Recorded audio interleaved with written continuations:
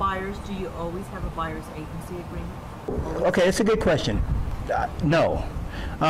When I work with buyers, do I always have a buyer agency agreement before I start working with them? The broker answer is, yes, you should do that. The Knolly answer is, I don't always do it. I just like being around people. I don't like paperwork. I don't like contracts. Now, I realize that there's a place for having it in writing.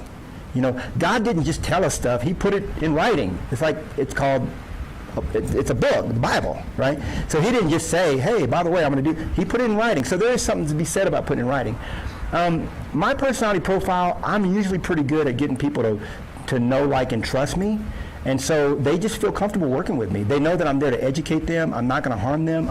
Once your client knows that you're there not to harm them, but to be open, honest, and ethical, and to look out for their best interest, they're gonna be loyal. But usually, if I'm trying to get a buyer rep agreement up front, I just say, look, it's an exchange of loyalty. I'm going to be loyal to you in exchange for you being loyal to me. And in order to do that, here's the form that we use, and then I have them sign it. You know, especially if I think they're weaselly or squirrely. You know, there's some, you know, that one that in your gut, you're like, don't work with that person, and you do it anyway. You got to listen more. But yeah, sometimes I do work with, but what I always do, I mean, obviously when you draw up the offer, you want to include it in at that time, but it's always best to have it beforehand if you can, because I've been burned. Anybody been burned?